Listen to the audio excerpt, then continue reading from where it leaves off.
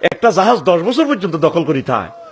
কি রে তেল চোরা কর তেল টোকাই হয় না তেল হাঁসড়ে হয় তেলের হইসা খাই 1 মাস পরে বাড়ায় পেঁয়াজ এরপরে বাড়ায় আলু কি রে কত রে এটি বার হয় এই অনুসার এটা খোঁজ করি বার করছি ওমা জাহাজ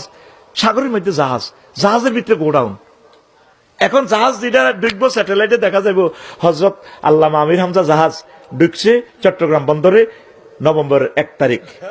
সোনার চাঁদ এখান থেকে প্রস্থান করবে ডিসেম্বরের 1 ঠিক এর ভিতরে মাল যদি খালাস না হয় ফাইন করে দিব কোটি কোটি টাকা রাষ্ট্র ফাই যাইবে এরপরে জরিমানা যখন করবো আমির হামজা 3 সিঙ্গাপুরের জাহাজ কোন কোম্পানি আফসারি কোম্পানি লিমিটেড এবার সিঙ্গাপুরের সরকার আরে দরিয়া নিয়ে সেঁচবো কবতি আঙ্গ দেশের বেজ্জিতি করছ আগুন হবে এক জায়গা লাগানো সকলের ফন্দে সুন্দর করে আমার হজরত ইউনুস সাহেব